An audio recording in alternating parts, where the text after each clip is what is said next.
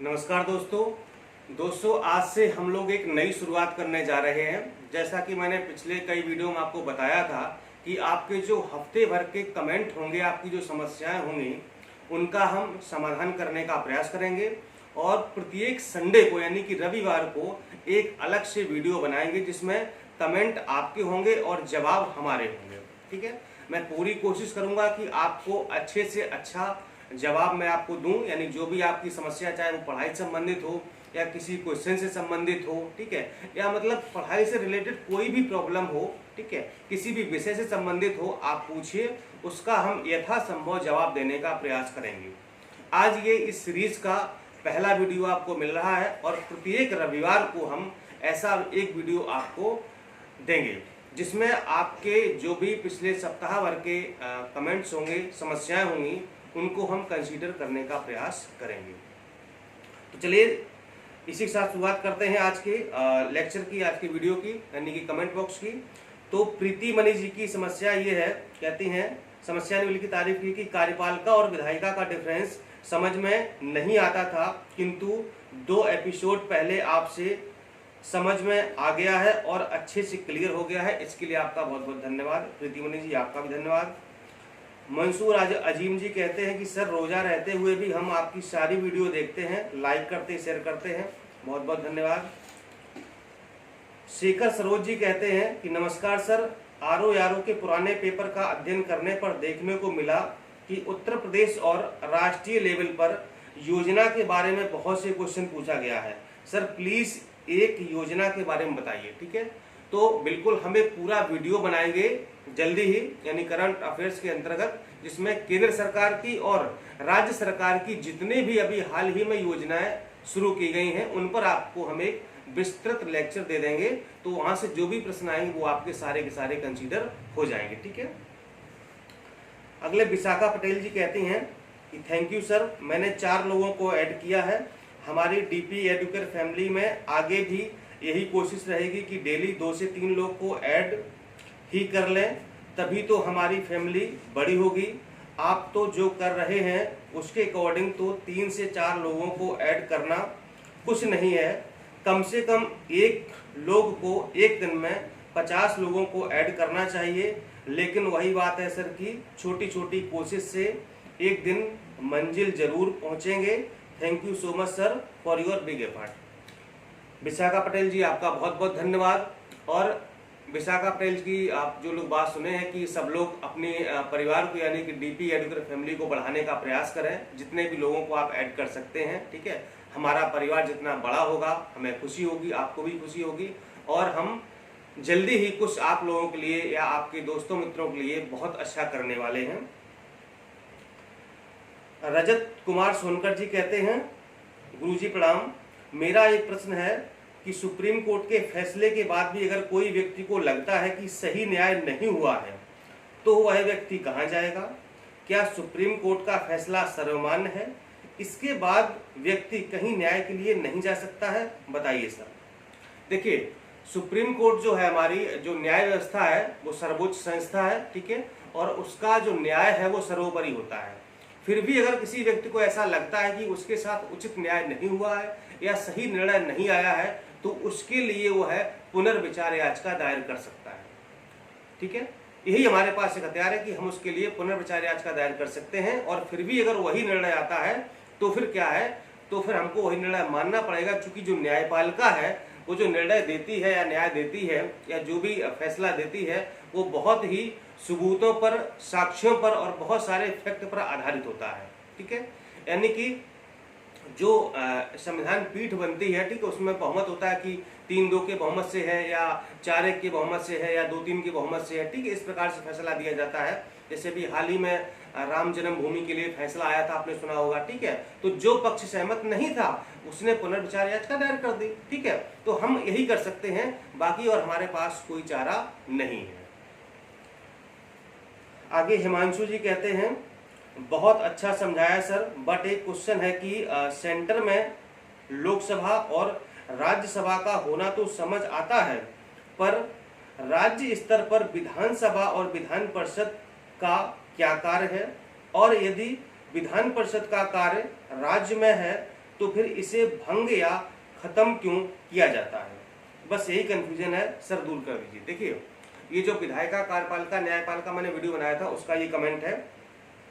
तो केंद्र स्तर पर जब भी कोई कानून बनता है तो उसके लिए हमारे पास संसद के 2 सदन होते हैं, एक उच्च सदन यानी कि राज्यसभा और एक निम्न सदन और लोकसभा, ठीक है। जब दोनों सदनों से कोई विधेयक पारित हो जाता है तो राष्ट्रपति हस्ताक्षर करता है और वो कानून बन जाता है, ठीक है। लेकिन अगर हम राज्य स्तर की बात करें तो क्या होगा, अगर किसी राज्य में विधानसभा और विधान परिषद दोनों हैं, ठीक है, तो वहां पर दोनों जो मंडल, हमारे दोनों विधानमंडल यानी विधानसभा और विधान परिषद, तो दोनों की अनुमति या सहमति उस विधेयक पर जरूरी है। इसके बाद राज्यपाल हस्ताक्षर कर देगा और वो कानून बन जाएगा। लेकिन जिस राज्य में विधान परिषद नहीं है तो वहां सिर्फ विधानसभा में ही विधेयक पास होता है और इसके बाद सीधे राज्यपाल के पास चला जाता है और राज्यपाल दस्तखत करके उस पर जो है उसको कानून बना दिया जाता है, ठीक है। तो अब चूंकि ये राज्य का अधिकार है, राज्य चाहे तो अपना विधान परिषद रख सकता है और नहीं चाहे तो उसको खत्म भी कर सकता है, ठीक है। हाँ, लेकिन विधान परिषद कभी भंग नहीं होती। जिस प्रकार से केंद्र में राज्यसभा भंग नहीं होती है, उसी प्रकार से राज्य में भी अगर विधान परिषद है तो वो कभी भंग नहीं होती है। विधानसभा भंग हो सकती है लेकिन विधान परिषद कभी भंग नहीं होती है। अगला कमेंट है विमंद कुशवाहा जी हैं, कहते सर आप मेरा नाम भी नहीं लेते हैं, चलिए आपका नाम मैंने ले लिया। हिमांशु सिंह जी कहते हैं सर बहुत अच्छा वीडियो, समझ में सब कुछ आ गया है, बस एक क्वेश्चन है कि क्या डीपीएसपी को राज्य को लागू करना अनिवार्य है या उसके ऊपर है कि इसको लागू करे या ना करे? और एक क्वेश्चन और कि डीपीएसपी को सिर्फ राज्य ही फॉलो करेगा, इसमें केंद्र का कोई रोल नहीं होगा? देखिए, ये यहाँ पहले आप समझिए कि राज्य से मतलब क्या है। यहाँ राज्य से मतलब ये स्टेट नहीं है, राज्य से मतलब यहाँ देश की बात हो रही है। चूंकि संविधान में राज्य शब्द का वर्णन किया गया, राज्य से मतलब देश है, ठीक है।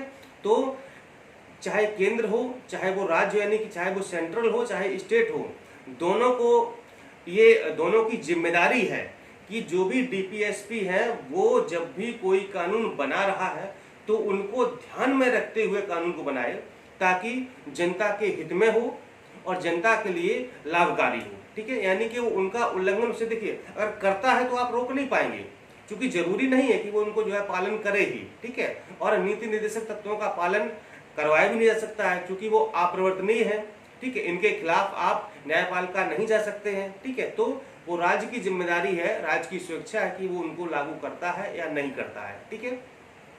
और राज्य का मतलब यहाँ स्टेट नहीं है, राज्य से मतलब यहाँ पर केंद्र की बात हो रही, ध्यान रखिएगा, आप कंफ्यूजन में है हिमांशु जी।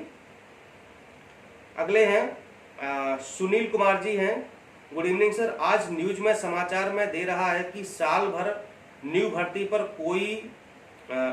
पर रोक है, सर इसके बारे में बताइए। देखिए, हाँ बिल्कुल, सरकार ने भी एक सर्कुलर जारी किया है, ठीक है। लेकिन आप बिल्कुल परेशान ना हो, मैं तो यही कहूंगा कि आप जो तैयारी कर रहे हैं अच्छे से करते रहिए, ठीक है। अगर सरकार ने रोक लगाई है तो हो सकता है कि रोक हटा भी ले, ठीक है ना भाई। कोरोना से जैसी स्थितियां सामान्य होंगी तो मुझे उम्मीद है कि सरकार इस रोक को वापस भी ले सकती है और हो सकता है कि जल्दी से नई वैकेंसी निकाल दे, इसलिए आप तैयारी करते रहिए। अतुल गुप्ता जी कहते हैं सर संडे की क्लास में कुछ डाउट क्लियर कर दिया करें, शनिवार को क्वेश्चन कमेंट के माध्यम से और संडे को उसका सोल्यूशन करें, ठीक है। चलिए अतुल गुप्ता जी, संडे को हमने ये एक नया प्रोग्राम लॉन्च कर दिया है, तो आपके डाउट्स हैं बताइए, हम आपके क्लियर करेंगे। रामू कुमार जी कहते हैं कि सर प्रस्तावक और अनुमोदक वाली बात समझ में नहीं आई। देखिए, जब राष्ट्रपति का या उपराष्ट्रपति का चुनाव होता है तो उसके चुनाव के लिए जैसे राष्ट्रपति की बात हो रही तो वहां पर 50 प्रस्तावक और 50 अनुमोदक होने चाहिए। मतलब ये है कि उसका जो है प्रस्ताव पारित, मतलब 50 लोग ऐसे हैं कि इस व्यक्ति के नाम पर सहमति है, वो चाहते हैं कि हाँ हम इस व्यक्ति को राष्ट्रपति का चुनाव लड़वाना चाहते हैं, तो वो तो प्रस्तावक हो गए, यानी कि प्रस्ताव पेश किया, ठीक है। अब उस प्रस्ताव का अनुमोदन करें, यानी कि 50 लोग और दूसरे हों, वो कहे हाँ जो भी प्रस्ताव जो आया है इस व्यक्ति के लिए वो सही है, ठीक है, और इस व्यक्ति को चुनाव लड़ना चाहिए, अच्छा व्यक्ति, यानी कि इसलिए 50 प्रस्तावक और 50 अनुमोदक का जो है वो रखा गया है कि इतने होने चाहिए। अब अगर ये व्यवस्था ना होती तो फिर कोई भी व्यक्ति आता और कहता हम राष्ट्रपति का चुनाव लड़ेंगे, ठीक है, तो ऐसे तो बहुत भीड़ बढ़ जाती, इसलिए ये व्यवस्था की गई है कि प्रस्तावक और अनुमोदक होने चाहिए। भोला शंकर जी कहते हैं गुड इवनिंग सर। सर जी मेरे सिलेक्शन में करंट की बाधा है, जो शायद अब ये समस्या खत्म हो जाएगी, ऐसी उम्मीद करता हूँ। बहुत बहुत धन्यवाद। यानी कि इनकी जो है करंट की समस्या होती थी, वो जो करंट की सीरीज चल रही है वो जल्दी इनकी समाप्त हो जाएगी। चलिए बहुत धन्यवाद। करंट आप पढ़ते रहिए, हम आपको पढ़ाते रहेंगे। अनुज अवस्थी जी कहते हैं सर मैं आजकल रेगुलर वीडियो नहीं देख पा रहा हूँ, बट लाइक जरूर करता हूँ ताकि मोटिवेशन मिलता रहे। बहुत बहुत धन्यवाद, आप लाइक करते हैं, कोशिश कीजिए आप देखिए भी वीडियो, बहुत फायदा करेगा। संजय कुमार सिंह जी कहते हैं thank you so much sir, you are really a very good teacher, guider and motivator, it's awesome. Sir please इसी तरह से गाइड करते रहिए सर। डीपी एडुकेयर चैनल बहुत ग्रो करेगा सर, डोंट वरी सर, आप बहुत अच्छा पढ़ाते हैं।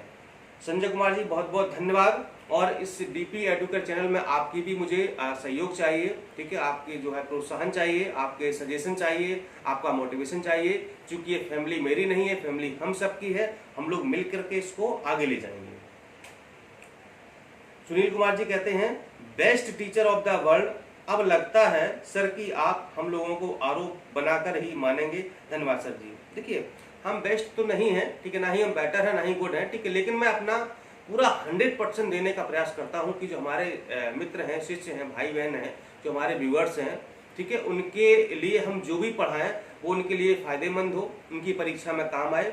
मैं पूरी कोशिश करता हूं, ठीक है, और बेस्ट मुझे नहीं बनना है, लेकिन आपकी नजर में ऐसा है तो बहुत बहुत धन्यवाद। संजय कुमार सिंह जी कहते हैं सर आपका टीचिंग स्टाइल बहुत अच्छा है, thank you so much sir, आपको भी धन्यवाद। जूही यादव जी कहते हैं सर प्रणाम, आपसे विनम्र निवेदन है प्लीज यूपी पढ़ाएं, कई जगह देखा पर जो अच्छा पढ़ा रहे हैं वो कंप्लीट यूपी नहीं है, यूपी में दिक्कत आ रही है थोड़ी, प्लीज सर उम्मीद है आप इसे कवर करेंगे। देखिए उत्तर प्रदेश में जो भी यूपी स्पेशल था हम आपको 2-3 लेक्चर में पढ़ा चुके हैं, साथ ही साथ जो यूपी का करंट अफेयर्स था हम वो भी आपको पढ़ा दिए हैं, ठीक है, यानी कि मैंने मैक्सिमम यूपी का करा दिया है, ठीक है। बाकी कुछ चीजें छूटी हुई तो मैं उसको जल्दी कवर करा दूंगा, या अगर आप पढ़ना चाहें तो कहीं से पढ़ सकते हैं आप, ठीक है, कोई यूपी स्पेशल की बुक ले लीजिए, ठीक है, वरना मैं करा दूंगा, आप बिल्कुल परेशान ना हो। जूही यादव जी। अखिलेश पांडे जी कहते हैं सर आप जो करंट में कोरोना के लिए पढ़ाए हैं उसमें पूरा कंप्लीट नहीं है, उसमें आप बहुत कुछ अभी नहीं बताए हैं, उसे कंप्लीट कर देंगे, और आपसे रिक्वेस्ट है मेरी हाथ जोड़ के कि प्लीज़ आप ज्योग्राफी से ज़्यादा क्वेश्चन आते हैं आरओ में तो उसे जल्द स्टार्ट कर दीजिए। हमें इतनी उम्मीद है कि आप ऐसा पढ़ाएंगे तो सिलेक्शन होना फिक्स हो गया है, बहुत कृपा होगी। देखिए हम आपको सब कुछ पढ़ाएंगे, कोरोना के आपको हम 2 लेक्चर दे चुके हैं, अभी 2 लेक्चर आपको देना और बाकी है, तब जाके हमारा कोरोना कंप्लीट हो जाएगा, ठीक है। तो ये तो मैटर हमारे पास तैयार है, बस वीडियो बनाना बाकी है। और बाकी जो आपने ज्योग्राफी या अन्य विषयों की बात कही है, देखिए मैं सब कुछ पढ़ाऊंगा, लेकिन आपको थोड़ा सा धैर्य बनाए रखना होगा, ठीक है। मैं अकेला हूँ, सारी चीजें मैं स्वयं करता हूँ, ठीक है, मैं आपको कई बार बता चुका हूँ, लेकिन ये मेरा भरोसा कीजिए, विश्वास करिए कि मैं सब कुछ आपको पढ़ाऊंगा। जैसे जैसे चीजें धीरे धीरे समाप्त होंगी, हम सब कुछ हिस्ट्री, ज्योग्राफी, पॉलिटी तो चल ही रहा है, साइंस वगैरह, इकोनॉमिक्स, सब कुछ आपको पढ़ा देंगे, लेकिन थोड़ा सा आपको पेशेंस बनाए रखना होगा।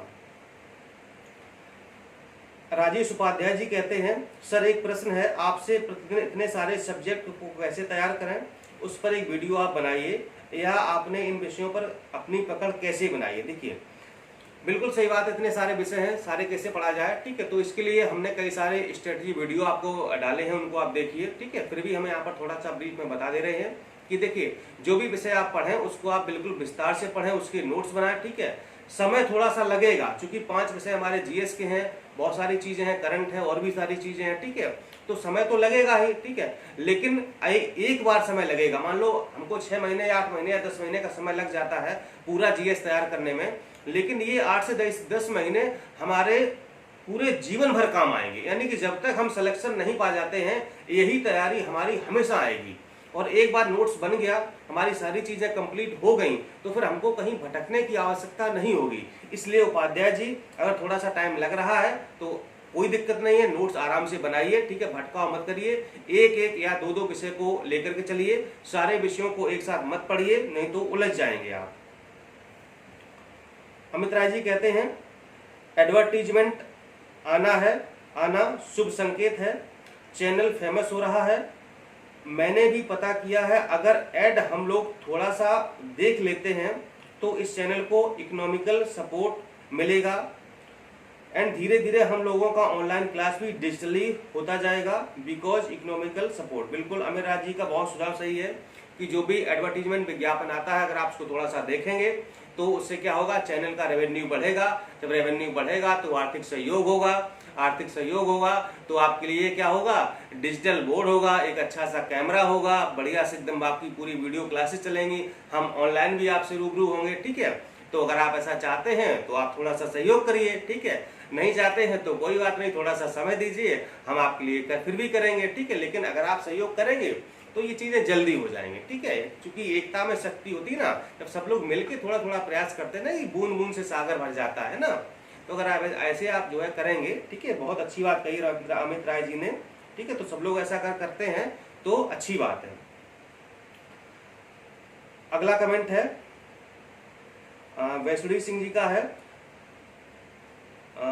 सर मैं जीएस में तैयारी करा दीजिए, जैसे साइंस और ज्योग्राफी, तो मेरा आपके ही वीडियो से तैयारी कंप्लीट हो जाएगी। आपकी तैयारी से मेरा टेंशन दूर हो गया है, मैं मन लगाकर आपके वीडियो को देख रही हूँ। ठीक है वैष्णवी जी, हम सारे विषय आपके धीरे धीरे कंप्लीट करा देंगे, आप बिल्कुल परेशान ना हो। ठीक है, कन्हैया गुप्ता जी कहते हैं मैं तो सर पहले लाइक करता हूं फिर देखना शुरू करता हूं क्योंकि मैं जानता हूं कि वीडियो जबरदस्त होगा। बहुत बहुत धन्यवाद कन्हैया गुप्ता जी।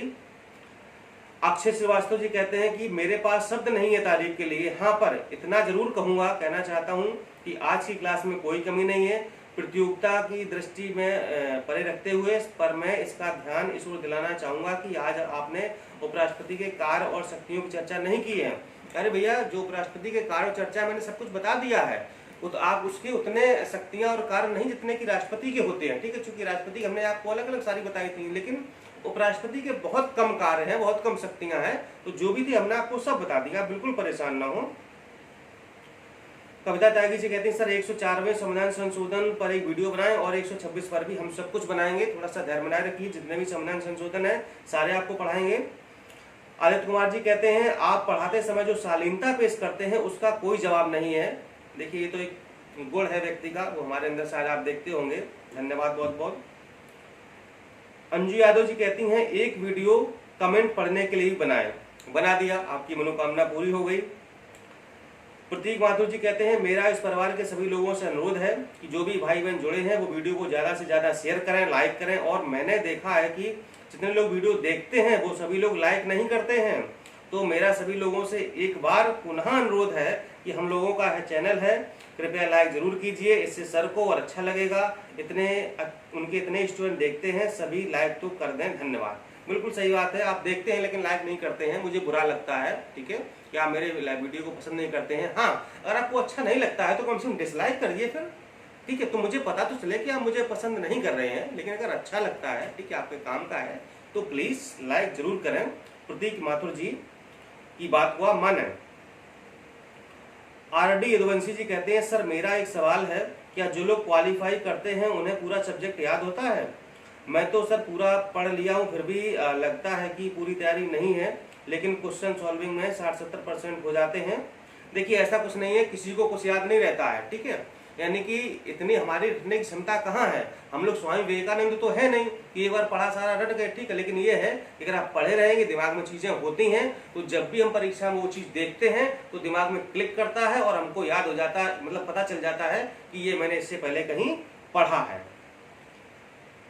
रंजीता देवी जी कहती हैं थैंक यू सर मैं यूपीपीसी 2016 में इंटरव्यू से बाहर हुई हूँ, बट अब मेरे लिए आरओ एक अपॉर्चुनिटी बनकर आई है।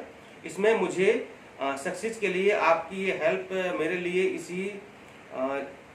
इसी ऐसी है जैसे कि गॉड ने ही आपको भेजा। बिल्कुल सही बात है, सबको हम मानते हैं कि हम सबके लिए बहुत ही लकी हैं, या मतलब मैं जो भी कर रहा हूँ अच्छा कर रहा हूँ आप लोगों के लिए, और हमारा आप पसंद कर रहे हैं पढ़ाया हुआ, ये मेरे लिए अच्छी बात है, और आपकी तैयारी में काम आ रहा है, ये बहुत अच्छी बात है। मकबूल हुसैन जी कहते हैं इसी धारा प्रभाव में आपका आशीर्वाद पॉलिटी से लेकर अन्य सब्जेक्ट पर बना रहे और हमें ऐसे ही मटेरियल मिलते रहें। तो वो दिन दूर नहीं जब हम लोगों को अधिकारी बनाने का सपना पूरा होगा। बिल्कुल मकबूल हुसैन जी, हम आपको अधिकारी बना के मानेंगे, चाहे कुछ भी हो जाए, मुझे कुछ भी करना पड़े, आपको अधिकारी बना के मानेंगे। जितने लोग सीरियसली हमारे चैनल से जुड़े हुए हैं, वीडियो को रेगुलर देखते हैं, नोट्स बनाते हैं, कमेंट लाइक शेयर करते हैं, चैनल को सब्सक्राइब करते हैं, लोगों को बताते हैं, हम लोग बिल्कुल कोशिश करेंगे कि उनको जो है हम सिलेक्शन दिलाएं। और एक अंतिम कमेंट है यहाँ पर, करुणेश पांडे जी का, बहुत ही इंपॉर्टेंट लिखा है। सादर प्रणाम सर, मैंने कई किताबों से संविधान को पढ़ा है, मुझे लगता था कि इस विषय पर मेरी सबसे अच्छी पकड़ है, लेकिन जिस तरह आप प्रमुख बिंदुओं को व्याख्यात्मक तरीके से समझा रहे हैं, उससे अब लग रहा है कि बहुत चीजें छूट गई थी। जिस तरह आपने राष्ट्रपति और मूल अधिकार की व्याख्या की है, काबिले तारीफ है, बहुत ही सुंदर और शानदार है। इस विषय से संबंधित सभी प्रमाणित पुस्तकें बेहतर और सार्वत्रिक। बहुत बहुत आभार निस्वार्थ मार्गदर्शन के लिए, धन्यवाद। पांडे जी, आपको बहुत बहुत धन्यवाद। लेकिन मैं कोशिश करता हूं कि हम आपको अच्छे से अच्छा बेस्ट देने का प्रयास करें। क्वालिटी जो आप पढ़ रहे हैं वो हमने सारी स्टैंडर्ड बुक का रेफरेंस बनाया है, जिसमें डी बसु, सुभाष कश्यप, बीके शर्मा, लक्ष्मीकांत और भी कई सारे कंटेंट हमारे पास है।